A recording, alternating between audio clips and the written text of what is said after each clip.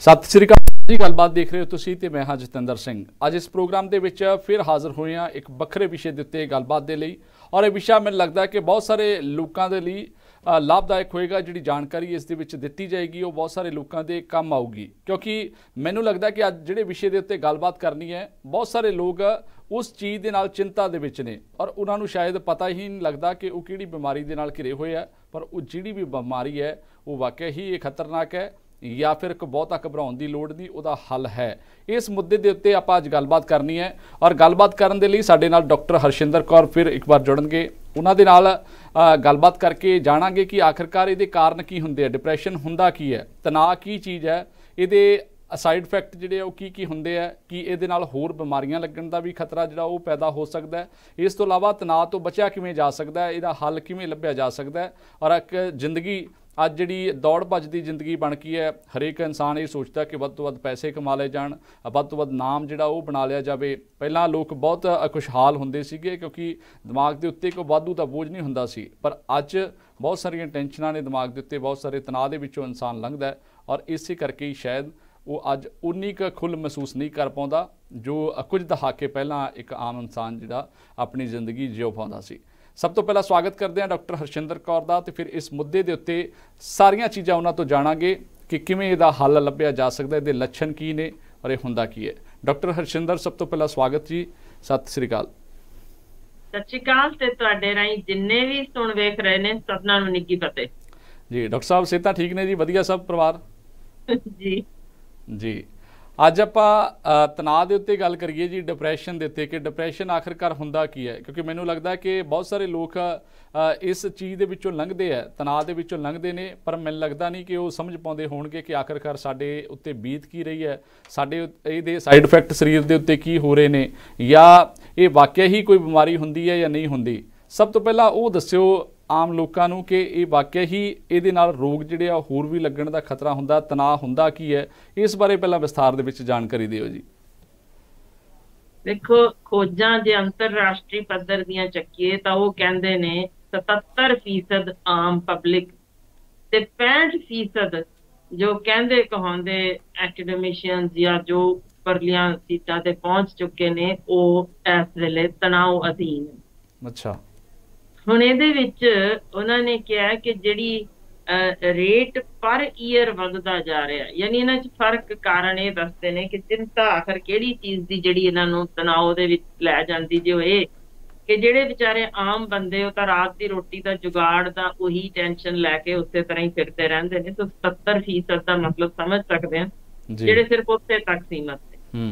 ਉਸ ਤੋਂ ਅਗਾਂਹ ਲਈਏ ਜਿਨ੍ਹਾਂ ਕੋਲ ਸਾਰਾ ਕੁਝ ਹੈ, जिन्हां कोल जो वो सोच सकते ने सब कुछ है ते जो वो कदे पाउणा चाहते सन उस तो वध मिल चुकिया है, यानी सब कुछ हुंदियां वधिया नौकरी नौकर चाकर हुंदियां हुण हैरानी हो हुंदी है कि 65% वो भी तनाव अधीन ने। ते जदों हर साल दी वधदी गिणती वेखीए ਤਾਂ ਉਹ 70% ਵਾਲਿਆਂ ਨੂੰ ਅਗਲੇ 5 ਸਾਲਾਂ ਵਿੱਚ ਪਾਰ ਕਰ ਜਾਣ ਵਾਲੇ ਨੇ। ਯਾਨੀ ਜਿਹੜੇ ਰੱਜੇ ਪੁੱਜੇ ਨੇ ਸਭ ਕੁਝ ਹੁੰਦਿਆਂ ਹੋਇਆਂ ਵੀ ਚਿੰਤਾ ਦੇ ਨਾਲ ਜਿਸ ਤਰੀਕੇ ਉਹ ਤਣਾਅ, ਜਿਸ ਤਰੀਕੇ ਡਿਪਰੈਸ਼ਨ, ਉਹ ਸਾਰਾ ਕੁਝ ਤੁਸੀਂ ਸਮਝ ਲਓ ਕਿ ਕਿਵੇਂ ਇਹ ਹੌਲੀ ਹੌਲੀ ਸਾਨੂੰ ਚੱਬ ਰਿਹਾ ਜੇ। ਤੇ ਇਹ ਚਿੰਤਾ ਇਸ ਵੇਲੇ ਸਾਬਤ ਹੋ ਚੁੱਕੀ ਗੱਲ ਕਿ ਅਸੀਂ ਜਦੋਂ ਵੀ ਤਣਾਅ ਸਹੇੜਦੇ ਹਾਂ, ਲੱਛਣ ਕਿਆ ਬਾਅਦ ਚ ਗੱਲ ਕਰਾਂਗੇ, पर ਉਹਦੇ ਨਾਲ ਸਾਡੀਆਂ ਜਵਾਨ ਮੌਤਾਂ ਹੋਣ ਦੇ ਵਿੱਚ 2% ਪ੍ਰਤੀ ਸਾਲ ਵਾਧਾ ਹੋ ਰਿਹਾ ਜੇ। ਯਾਨੀ 40-45 ਘੱਟ ਉਮਰ ਵਿੱਚ ਆਮ ਹੀ ਤੁਸੀਂ ਦੇਖਦੇ ਹੋ, ਲਓ ਜੀ ਚੰਗਾ ਭਲਾ ਸੀ, ਨਾ ਕਦੇ ਸ਼ਰਾਬ ਪੀਤੀ, ਨਾ ਸਿਗਰਟ ਪੀਤੀ, ਨਾ ਬੀੜੀ ਪੀਤੀ, ਨਾ ਕੋਈ ਤਕਲੀਫ, ਨਾ ਚੰਗਾ ਭਲਾ ਹੋਇਆ ਕਿ ਸੁੱਤਾ ਹੀ ਰਹਿ ਗਿਆ। ਸੋ ਉਹ ਜਵਾਨ ਮੌਤਾਂ ਜੋ ਸਿਰਫ ਤੇ ਸਿਰਫ ਸਟ੍ਰੈਸ ਦੇ ਨਾਲ ਇਸ ਵੇਲੇ ਸਾਡੇ ਹੋ ਰਹੀਆਂ ਨੇ, ਦਿਲ ਦੇ ਰੋਗ ਲੈ ਰਹੇ ਨੇ, ਨਸਾਂ ਵਿੱਚ ਜੰਮੇ ਚੱਪੇ ਜੋ ਉਹਨਾਂ ਦੇ ਕੋਲੈਸਟਰੋਲ ਦੇ, ਉਹ ਸਾਰਾ ਐਥਰੋਸਕਲੇਰੋਸਿਸ ਵਕਤ ਤੋਂ ਪਹਿਲਾਂ ਹੋ ਰਿਹਾ। ਇੱਕਦਮ ਤਣਾਅ ਹੋਇਆ, ਉਹਨੂੰ ਚੱਪਾ ਉਤਰਿਆ ਤੇ ਜਾ ਕੇ ਦਿਮਾਗ 'ਚ ਵੜ ਗਿਆ ਜਾਂ ਦਿਲ 'ਚ ਵੜ ਗਿਆ ਤੇ ਚਲੋ ਜੀ ਸਤਿ ਸ਼੍ਰੀ ਅਕਾਲ ਬੁਲਾ ਗਏ। ਇੱਕ ਕਹਾਣੀ ਤੋਂ ਤੁਹਾਨੂੰ ਜ਼ਰਾ ਇੱਕ ਨਹੀਂ ਬਲਕਿ 2 ਦੱਸਾਂਗੀ ਕਿਵੇਂ ਤਣਾਅ ਕਿਸ ਤਰੀਕੇ ਕਿਹਨੂੰ ਤੇ ਕਿਉਂ ਜਕੜਦਾ ਤੇ ਕੀ ਵਾਕਈ ਜਾਇਜ਼ ਸੀ ਜੀ। ਇੱਕ ਪਹਿਲਾਂ ਗਰੀਬ ਤੋਂ ਸ਼ੁਰੂ ਕਰਦੀ ਹਾਂ। 15 ਵਰੇ ਉਹਨੇ ਇੱਕ ਆਪਣੇ ਮਾਲਕ ਦੇ ਕੋਲ ਕੰਮ ਕੀਤਾ। ਹੂੰ ਤਨਖਾਹ ਘੱਟ ਸੀ ਪਰ ਚਲੋ ਗੁਜ਼ਾਰਾ ਹੁੰਦਾ ਰਿਹਾ ਉਹਦਾ ਜਿਵੇਂ ਵੀ। ਇੱਕ ਦਿਨ ਅਚਾਨਕ 15 ਸਾਲਾਂ ਬਾਅਦ ਉਹਨੇ ਇੱਕ ਛੁੱਟੀ ਲਈ ਬਿਨਾਂ ਦੱਸੇ। ਤਾਂ ਮਾਲਕ ਨੂੰ ਲੱਗਿਆ ਵੀ ਖਰੇ ਛੱਡ ਕੇ ਹੀ ਤੁਰ ਗਿਆ, ਹੁਣ ਕੀ ਬਣੂਗਾ, ਵੀ ਐਡੀ ਘੱਟ ਤਨਖਾਹ 'ਚ ਹੋਰ ਤਾਂ ਕੋਈ ਬੰਦਾ ਮਿਲਣਾ ਨਹੀਂ ਜੀ, ਇਹ ਤਾਂ ਬਹੁਤ ਯਾਨੀ ਕੰਮ ਵਿਗੜ ਗਿਆ। ਹਾਲ ਇਹ ਹੋਇਆ ਕਿ ਸ਼ਾਮ ਤੱਕ ਉਹਦਾ ਬਲੱਡ ਪ੍ਰੈਸ਼ਰ ਵਧਿਆ, ਗੱਲ ਸੁੱਝੇ ਨਾ, ਕਿੱਥੋਂ ਬੰਦੇ ਪਤਾ ਕਰਾਂ, ਇਹ ਕਰਾਂ ਉਹ ਕਰਾਂ, ਸਾਰਾ ਯਾਨੀ ਸਭ ਨਾਲ ਲੜ ਕੇ ਝਗੜ ਕੇ ਬੁਰਾ ਹਾਲ ਉਹਦਾ ਵੀ ਮੇਰਾ ਬੰਦਾ ਤੁਰ ਗਿਆ, ਮੈਂ ਕੀ ਕਰਾਂ, ਉਸ ਰੇਟ ਤੇ ਕੁਝ ਨਹੀਂ ਮਿਲ ਰਿਹਾ। ਤੇ ਅਗਲੇ ਦਿਨ ਉਹ ਬਿਨਾਂ ਦੱਸਿਆ ਹੀ ਦੁਬਾਰਾ ਵਾਪਸ ਕੰਮ ਤੇ ਆ ਗਿਆ, ਨਾ ਉਹ ਕੁਝ ਬੋਲਿਆ ਨਾ ਵਾਸਤਾ, ਆਪਣੇ ਕੰਮ ਕਾਰ 'ਚ ਰੁੱਝ ਗਿਆ। ਉਹ ਬੰਦੇ ਨੂੰ ਮਾਲਕ ਨੂੰ ਲੱਗਿਆ ਵੀ ਸ਼ੁਕਰ ਹੈ ਤਾਂ ਰੱਬੋਂ ਹੀ ਫੇਰ ਵਾਪਸ ਆ ਗਿਆ, ਵੀ ਮਨਾ ਕਿਤੇ ਇਹੀ ਨਾ ਸੋਚ ਕੇ ਗਿਆ ਹੋਏ ਤਨਖਾਹ ਘੱਟ ਸੀ। ਤਾਂ ਉਹਨੇ ਉਹਨੂੰ ਖੁਸ਼ ਕਰਨ ਦੇ ਚੱਕਰ 'ਚ ਕਿਹਾ ਵੀ ਚੰਗਾ ਭਾਈ ਮੈਂ ਤੇਰੀ ਤਨਖਾਹ ਅੱਜ ਡਿਊਟੀ ਕੀਤੀ ਜੀ, ਵੀ ਉਹਨੂੰ ਲੱਗਿਆ ਕਿਤੇ ਭੱਜ ਨਾ ਜਾਵੇ, ਇਸ ਰੇਟ 'ਚ ਤਾਂ ਦੁਬਾਰਾ ਮਿਲਣਾ ਨਹੀਂ। ਹੁਣ ਉਹਦਾ ਤਣਾਅ ਜਿੰਨਾ ਵੀ ਸੀ ਇੱਕ ਦਿਨ ਪਿੱਛੇ, ਉਹਨੇ ਦੇਖਿਆ ਕਿ ਉਹਦੇ ਚਿਹਰੇ ਤੇ ਨਾ ਕੋਈ ਮੁਸਕਾਨ ਹੋਈ ਨਾ ਕੁਛ, ਉਹਨੇ ਸਿਰਫ ਆਪਣੇ ਹੱਥ ਜੋੜੇ ਇਸ ਤਰ੍ਹਾਂ ਬਸ, ਤੇ ਉਹ ਆਪਣੇ ਕੰਮ ਫਿਰ ਲੱਗ ਗਏ। ਹੁਣ ਇੰਝ ਹੀ ਤੁਰਦਾ ਰਿਹਾ ਕੰਮ 3 ਸਾਲ। ਫਿਰ ਉਹਨੇ ਛੁੱਟੀ ਕੋਈ ਨਾ ਲਈ, ਅਖੀਰ ਇੱਕ ਛੁੱਟੀ ਫਿਰ ਲਈ ਇਸੇ ਤਰ੍ਹਾਂ ਬਿਨਾਂ ਦੱਸੇ। ਹੁਣ ਉਹਨੂੰ ਬੜਾ ਕਹਿਰ ਚੜਿਆ ਮਾਲਕ ਨੂੰ, ਬਈ ਇਹ ਕੀ ਗੱਲ ਹੋਈ, ਮੈਂ ਇਹਦੀ ਤਨਖਾਹ ਵਧਾਤੀ ਸੀ ਤੇ ਪੁੱਛਿਆ ਵੀ ਨਹੀਂ ਕਿਉਂ ਛੁੱਟੀ ਲਈ, ਇਹ ਹੁਣ ਕੀ ਮਤਲਬ ਹੋਇਆ ਕਿ ਫਿਰ ਇਹ ਛੁੱਟੀ ਲੈ ਕੇ ਇਹਨੂੰ ਲੱਗਿਆ ਵੀ ਇਸੇ ਤਰ੍ਹਾਂ ਹੀ ਮੈਂ ਤਨਖਾਹ ਵਧਾਈ ਜਾਊਂਗਾ, ਮੈਂ ਇਹਨੂੰ ਸਜ਼ਾ ਦੇਣਾ। ਤੋ ਸਾਰਾ ਦਿਨ ਕੁੜ ਕੇ ਲੜ ਝਗੜ ਕੇ ਬੁਰਾ ਹਾਲ ਉਹਦੀ ਤਣਾਅ ਦੇ ਅਧੀਨ ਉਹਨੇ ਕੱਢਿਆ। ਸਭ ਨਾਲ ਆਂਢ ਗੁਆਂਢ 'ਚ ਵੀ ਲੜਾਈਆਂ ਕੀਤੀਆਂ, ਘਰ ਵੀ ਜਾ ਕੇ ਬਹੁਤ ਬੋਲਿਆ ਚਾਲਿਆ ਜੀ। ਅਗਲੇ ਦਿਨ ਦੇਖਿਆ ਫਿਰ ਬੰਦਾ ਕੰਮ ਤੇ ਆਇਆ ਪਿਆ। ਉਹਨੇ ਕੁਝ ਹਾਂ ਕੀਤੀ ਨਾ ਕੀਤੀ, ਆਪਣਾ ਫਿਰ ਕੰਮ ਲੱਗ ਗਿਆ। ਤੇ ਉਹਨੂੰ ਗੁੱਸਾ ਬੜਾ ਚੜਿਆ ਵੀ ਇਹ ਕੀ ਮਤਲਬ ਹੋਇਆ, ਵੀ ਪਹਿਲਾਂ ਵੀ ਇਹ ਕਰ ਗਿਆ ਇਸ ਤਰ੍ਹਾਂ ਹੁਣ ਫੇਰ। ਤੇ ਉਹਨੇ ਉਹਨੂੰ ਕਿਹਾ ਵੀ ਜਿਹੜੀ ਤੇਰੀ ਡਿਊਟੀ ਮੈਂ ਵਧਾਈ ਸੀ ਨਾ, ਮੈਂ ਉਹ ਤਨਖਾਹ ਕੱਟਣ ਲੱਗਾ, ਵਾਪਸ ਹੁਣ ਤੇ ਆਏਗਾ। ਉਹਨੇ ਕੁਛ ਵੀ ਨਹੀਂ ਹੱਥ ਜੋੜਿਆ ਇਸ ਤਰ੍ਹਾਂ, ਤੇ ਫਿਰ ਓਦਾਂ ਆਰਾਮ ਨਾਲ ਕੰਮ ਤੇ ਲੱਗ ਗਿਆ। ਲਓ ਜੀ, ਉਹ ਇਸੇ ਤਰ੍ਹਾਂ ਹੀ ਕੰਮ ਕਰਦਾ ਰਿਹਾ 10 ਦਿਨ। ਉਹਨੇ ਦੇਖਿਆ ਉਹਨੇ ਆਣਾ ਆਪਣੇ ਸ਼ਾਂਤ ਸੁਭਾਅ ਕੰਮ ਕਰਨਾ, ਤੁਰ ਜਾਣਾ, ਤੇ ਇੱਥੇ ਉਹਦਾ ਮਾਲਕ ਦਾ ਤਣਾਅ ਨਾਲ ਬੁਰਾ ਹਾਲ ਕਿ ਅਖੀਰੀ ਦਿਨ ਤਾਂ ਉਹਦਾ ਬਲੱਡ ਪ੍ਰੈਸ਼ਰ 220 180 ਤੱਕ ਪਹੁੰਚਿਆ ਪਿਆ। ਉਹ ਮਰਨ ਕਿਨਾਰੇ ਜਾਣ ਨੂੰ ਵੀ ਇਹ ਕੀ ਗੱਲ ਬਣੀ, ਨਾ ਇਹ ਕਹਿਣਾ ਵਧੇ ਤੇ ਕੁਛ ਬੋਲਿਆ, ਨਾ ਹੁਣ ਘਟੇ ਤੇ ਕੁਛ, ਕਿਆ ਫਿਰ ਹੈ ਕੀ ਗੱਲ ਕੀ ਹੈ। ਅਖੀਰ ਰਿਹਾ ਨਾ ਗਿਆ। ਉਹਨੇ ਕਿਹਾ ਵੀ ਹਾਂ ਦੱਸ ਪਹਿਲਾਂ ਵੀ ਤੇਰੀ ਮੈਂ ਜਦੋਂ ਵਧਾਈ ਤੂੰ ਤਾਂ ਵੀ ਨਾ ਉਦੋਂ ਕੁਛ ਕਿਹਾ, ਘਟਾਈ ਤਾਂ ਵੀ ਨਾ ਕੁਛ ਕਿਹਾ, ਛੁੱਟੀਆਂ ਤੂੰ 2 ਕਿਉਂ ਮਾਰੀਆਂ, ਵੀ ਮੈਨੂੰ ਤਾਂ ਰਾਜ਼ ਦੱਸਦੇ ਨੀ, ਮੈਂ ਤਾਂ ਮਾਰੀ ਜਾਊਂਗਾ ਇਸ ਤਣਾਅ। ਉਹ ਬੰਦੇ ਨੇ ਕਿਹਾ ਜਿਹੜੀ ਮੈਂ ਛੁੱਟੀ ਲਈ ਸੀ ਉਸ ਦਿਨ ਮੇਰੇ ਘਰ ਬਾਲ ਜੰਮਿਆ। ਅੱਛਾ, ਨਵਾਂ ਜੰਮਾ ਬੱਚਾ ਆਇਆ ਸੀ ਤੇ ਮੈਂ ਸ਼ੁਕਰਾਨਾ ਹੀ ਕਰਦਾ ਰਿਹਾ। ਤੇ ਅਗਲੇ ਦਿਨ ਆਇਆ, ਤੁਸੀਂ ਤਨਖਾਹ ਵਧਾ ਦਿੱਤੀ ਤੇ ਮੈਂ ਤੇ ਕੁਛ ਕਿਹਾ ਨਹੀਂ ਸੀ। ਮੈਂ ਸ਼ੁਕਰ ਕੀਤਾ, ਰੱਬ ਦਾ ਸ਼ੁਕਰ ਹੈ, ਤੈਨੂੰ ਦਿਸ ਗਿਆ ਸੀ ਸ਼ਾਇਦ ਮੇਰੇ ਘਰ ਲੋੜ ਹੈ, ਹੁਣ ਵਧਾ ਦਿੱਤੀ, ਬਹੁਤ ਧੰਨਵਾਦ ਤੇਰਾ। ਫਿਰ ਅਗਲੀ ਵਾਰ ਜਦੋਂ ਛੁੱਟੀ ਲਈ ਮੇਰੀ ਮਾਂ ਮਰ ਗਈ। ਅੱਛਾ, ਮੈਂ ਤੁਹਾਨੂੰ ਕੁਛ ਨਾ ਕਿਹਾ ਵੀ ਜੋ ਹੋਣਾ ਵਾਪਰਨਾ, ਕੁਦਰਤ ਦਾ ਹੈ ਰੁਝਾਨ, ਓਦਾਂ ਹੀ ਤੁਰਨਾ। ਮੈਂ ਅਗਲੇ ਦਿਨ ਵਾਪਸ ਆਇਆ, ਤੁਸੀਂ ਕਿਹਾ ਤਨਖਾਹ ਘਟਾਤੀ। ਮੈਂ ਫਿਰ ਹੱਥ ਜੋੜੇ, ਰੱਬ ਦੇ ਸ਼ੁਕਰ ਹੈ ਰੱਬਾ, ਮੈਂ ਵਾਧੂ ਕੀ ਕਰਨਾ ਸੀ, ਤੈਨੂੰ ਦਿਸ ਹੀ ਗਿਆ ਵੀ ਹੁਣ ਖਾਣ ਵਾਲੇ ਢਿੱਡ ਘਟ ਗਏ ਨੇ, ਉਹਨੇ ਚ ਗੁਜ਼ਾਰਾ ਕਰ ਸਕਦੇ ਆ, ਚਲੋ ਕਿਆ ਬਾਤ।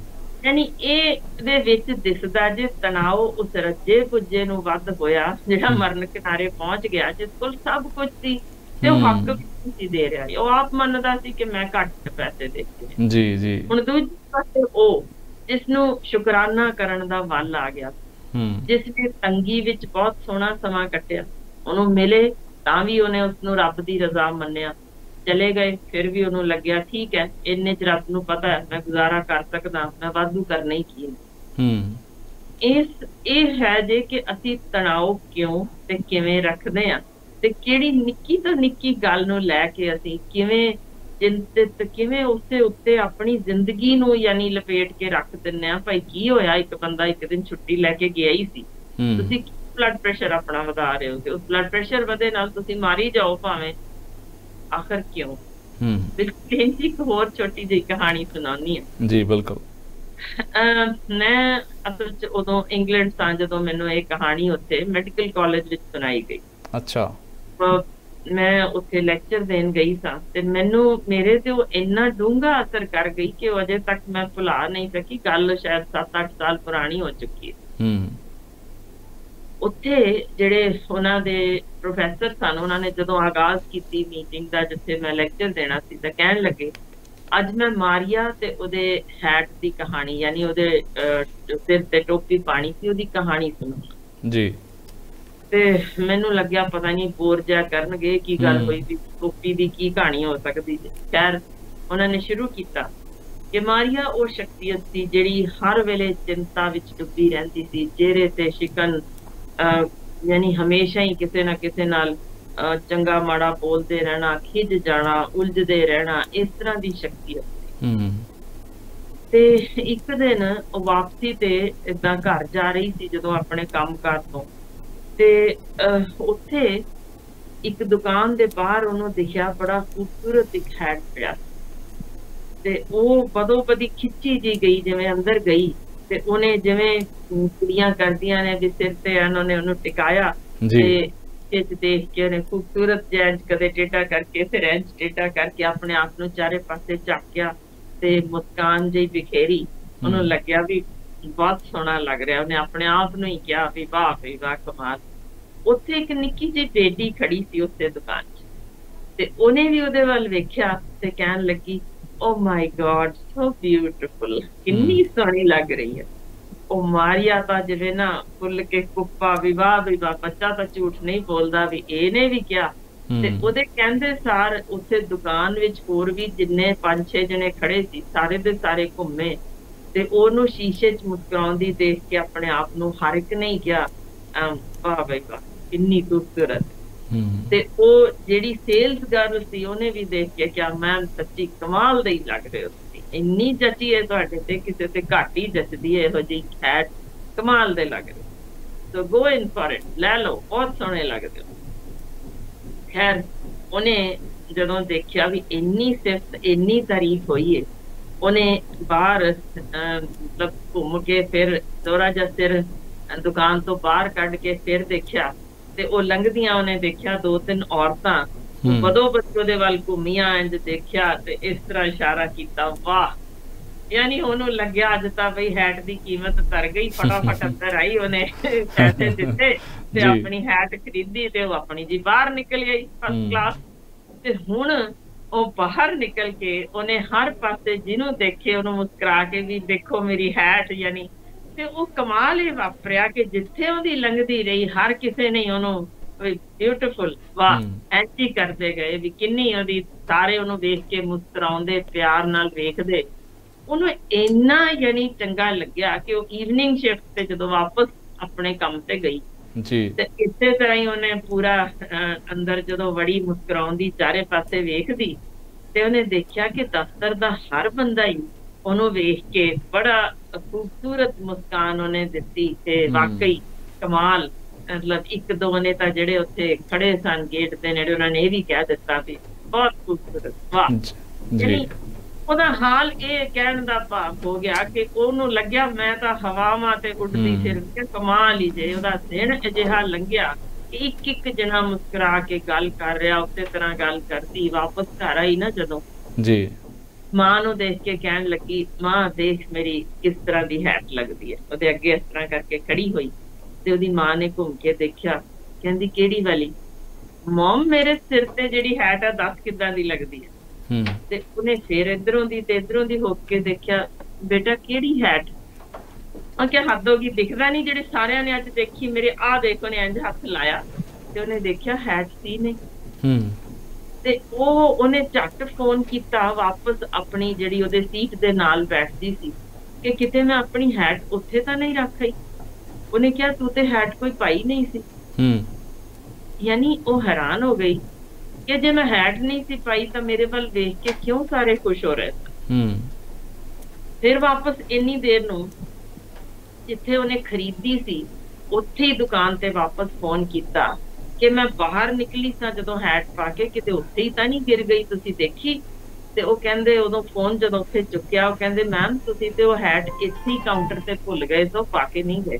ਅੱਛਾ, ਯਾਨੀ ਤੁਸੀਂ ਹੈਟ ਪਾ ਕੇ ਨਿਕਲੇ ਨਹੀਂ, ਇੱਥੇ ਹੀ ਜੇ ਆ ਕੇ ਲੈ ਜਾਓ। ਇਹਦੀ ਕਹਾਣੀ ਤੇ ਡੂੰਗੀ ਗੱਲ ਮੈਂ ਦੱਸਣਾ ਚਾਹੁੰਦੀ ਹਾਂ ਕਿ ਉਹ ਖੂਬਸੂਰਤ ਸੀ। ਤੁਹਾਡੇ ਚਿਹਰੇ ਦੀ ਮੁਸਕਾਨ ਕਿਵੇਂ ਖਿੱਚ ਪਾਉਂਦੀ ਜੇ। ਇੱਕ ਆਕਸੀਟੋਸਿਨ ਹਾਰਮੋਨ ਹੁੰਦਾ ਜੇ ਕਿ ਜਿਹੜਾ ਤੁਹਾਨੂੰ ਜਦੋਂ ਖੁਸ਼ੀ ਕਿਸੇ ਹੋਰ ਦੀ ਸਿਫਤ ਕਰਦੇ ਹੋ, ਕਿਸੇ ਹੋਰ ਦੀ ਤਾਰੀਫ ਕਰਦੇ ਹੋ, ਕਿਸੇ ਲਈ ਕੋਈ ਚੰਗਾ ਕੰਮ ਕਰਦੇ ਹੋ, ਤਾਂ ਤੁਹਾਡੇ ਅੰਦਰ ਇਹ ਹਾਰਮੋਨ ਥੋੜਾ ਜਿਹਾ ਵੱਧ ਜਾਂਦਾ। ਤੁਹਾਡੇ ਚਿਹਰੇ ਤੇ ਬਦੋ ਬਦੀ, ਜਿਵੇਂ ਅਗਲੇ ਦੇ ਚਿਹਰੇ ਤੇ ਸ਼ੁਕਰਾਨੇ ਦੀ ਮੁਸਕਾਨ ਆਈ, ਤੁਸੀਂ ਚਿਹਰਾ ਤੁਹਾਡਾ ਖਿੜ ਜਾਂਦਾ। ਤੁਹਾਡੇ ਚਿਹਰੇ ਰੌਣਕ, ਜਲੌ, ਉਹ ਖੁਸ਼ਨੁਮਾ ਜੋ ਤੁਹਾਡੇ ਚਿਹਰੇ ਤੋਂ ਝਲਕ ਪੈਂਦੀ ਹੁੰਦੀ ਜੇ ਨਾ, ਉਹਨੇ ਦੂਜੇ ਦੇ ਅੰਦਰ ਵੀ ਆਕਸੀਟੋਸਿਨ ਵਧਾ ਦੇਣੀ ਹੈ। ਉਹਨੂੰ ਤੁਹਾਡੇ ਨਾਲ ਇੱਕ ਲਗਾਓ ਵੱਖਰੇ ਕਿਸਮ ਦਾ ਹੋ ਜਾਂਦਾ, ਬਿਲਕੁਲ ਉਂਝ ਜਿਵੇਂ ਇੱਕ ਮਾਂ ਬੱਚਾ ਜੰਮਦੀ ਹੈ ਨਾ, ਉਹਦੇ ਇਸੇ ਤਰ੍ਹਾਂ ਹੀ ਇਹ ਹਾਰਮੋਨ ਵੱਧਦਾ ਜਿਹੜਾ ਇੱਕ ਵੱਖਰੀ ਕਿਸਮ ਦੀ ਦੋਨਾਂ ਦੀ ਸਾਂਝ ਗੰਢ ਦਿੰਦਾ, ਮਾਂ ਤੇ ਉਸ ਬੱਚੇ ਨਾਲ, ਜਿਹੜੀ ਜ਼ਿੰਦਗੀ ਭਰ ਫਿਰ ਟੁੱਟਦੀ ਨਹੀਂ। ਕੁਛ ਅਜਿਹੀ ਸਾਂਝ ਹੀ ਇਸ ਤਰ੍ਹਾਂ ਵਾਪਰਦੀ ਹੈ। ਤੇ ਪਤਾ ਜੇ ਕੀ ਹੁੰਦਾ, ਟੈਸਟ ਕਰਕੇ ਲੱਭੇ ਗਏ ਜਦੋਂ ਕੋਈ ਇੱਕ ਜਣਾ ਦੂਸਰੇ ਦੀ ਹਲਕੀ ਜਿਹੀ ਮਦਦ ਕਰ ਦਿੰਦਾ, ਸਿਰਫ ਇੰਨੀ ਕਿ ਵੀ ਤੇਰੇ ਕਾਗਜ਼ ਡਿੱਗੇ, ਲਿਆ ਮੈਂ ਚੁਕਾ ਦੇ, ਤੇ ਉਹਨੂੰ ਪਿਆਰ ਨਾਲ ਧਿਆਨ ਨਾਲ ਤੁਰਿਆ ਕਰ ਯਾਰ ਕੋਈ ਨਾ, ਤੇ ਉਹਨੂੰ ਫੜਾ ਦਿੱਤੇ ਕਾਗਜ਼, ਗੱਲ ਤਾਂ ਕੁਝ ਵੀ ਨਹੀਂ। ਪਰ ਜਿਹੜਾ ਤੀਸਰਾ ਵੇਖ ਰਿਹਾ ਸੀ, ਜਦੋਂ ਟੈਸਟ ਕੀਤੇ ਗਏ ਤਾਂ ਤਿੰਨਾਂ ਦੇ ਵਿੱਚ ਉਹ ਆਕਸੀਟੋਸਿਨ ਦਾ ਉਹ ਵਧਿਆ ਹੋਇਆ ਲੱਭਿਆ ਕਿ ਕਮਾਲ ਹੀ ਹੋ ਗਈ, ਇਹਨੂੰ ਤਾਂ ਖੁਸ਼ੀ ਹੋਈ, ਜਿਹਨੂੰ ਚੁੱਕ ਕੇ ਫੜਾਏ ਉਹਨੂੰ ਵੀ। ਪਰ ਇਹ ਚੰਗਾ ਕੰਮ ਹੁੰਦਾ ਵੇਖ ਕੇ ਇੱਕ ਤੀਜਾ ਬੰਦਾ ਵੀ ਉੱਥੇ ਦੂਰ ਖੜਾ ਇਹੋ ਜਿਹੀ ਖੁਸ਼ੀ ਮਹਿਸੂਸ ਕਰ ਗਿਆ ਕਿ ਕਿੰਨੇ ਸੋਹਣੇ ਦੋਨੋਂ ਮੁਸਕਾਏ, ਹੈ ਵੀ ਕੁਝ ਨਹੀਂ ਸੀ ਗੱਲ, ਕਾਗਜ਼ ਹੀ ਚੁੱਕੇ। ਜਾਂ ਇੱਕ ਬਜ਼ੁਰਗ ਨੂੰ ਹੱਥ ਫੜ ਕੇ ਇੱਕ ਸੜਕ ਹੀ ਪਾਰ ਕਰਾਈ, ਉਹ ਬਜ਼ੁਰਗ ਦੀ ਖੂਬਸੂਰਤ ਚਿਹਰੇ ਦੀ ਮੁਸਕਾਨ, ਇੱਕ ਅਸੀਸ, ਤੇ ਜਿਵੇਂ ਦਾ ਚੰਗਾ ਹੁਲਾਰਾ ਜਿਹਾ ਤੁਹਾਨੂੰ ਮਹਿਸੂਸ ਹੁੰਦਾ, ਓਨਾ ਹੀ ਚੰਗਾ ਹੁਲਾਰਾ ਇੱਕ ਤੀਸਰਾ ਪਰਾਂ ਖੜਾ ਜੋ ਦੇਖਦਾ ਉਹਨੂੰ ਵੀ। ਮੈਂ ਜਤਿੰਦਰ ਜੀ ਬਹੁਤ ਡੂੰਗੀ ਗੱਲ ਇਸ ਚ ਕੀਤੀ ਜੀ, ਬਿਲਕੁਲ। ਰੱਤੀ ਮਾਸਾ ਵੀ ਸੋਚ ਸਮਝ ਸਕਦੇ ਹੋਣ ਤਾਂ ਉਹ ਆਪੇ ਹੀ ਲੱਭ ਸਕਦੇ ਨੇ ਆਪਣੇ ਅੰਦਰ ਝਾਤ ਮਾਰ ਕੇ, ਮੈਂ ਤਣਾਅ ਦਾ ਸ਼ਿਕਾਰ ਕਿਉਂ ਹੋਇਆ। ਜੀ ਬਿਲकुल, ਇਹ ਜਿਹੜੀਆਂ ਉਦਾਹਰਨਾਂ ਦਿੱਤੀਆਂ ਵਾਕਈ ਉਹ ਬਹੁਤ ਖੂਬਸੂਰਤ ਹੈ।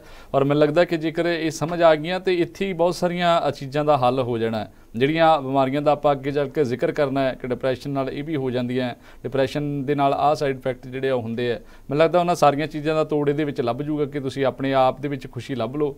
ਔਰ ਜੇ ਆਪ ਮੁਸਕਰਾਉਣ ਲੱਗ ਜਾਓਗੇ ਤਾਂ ਫਿਰ ਤੁਹਾਡਾ ਆਲਾ ਦੁਆਲਾ ਜਿਹੜਾ ਉਹ ਵੀ ਉਹਦੇ ਨਾਲ ਪ੍ਰਭਾਵਿਤ ਹੋਏਗਾ, ਉਹ ਵੀ ਮੁਸਕਰਾਉਣ ਲੱਗ ਜੂਗਾ।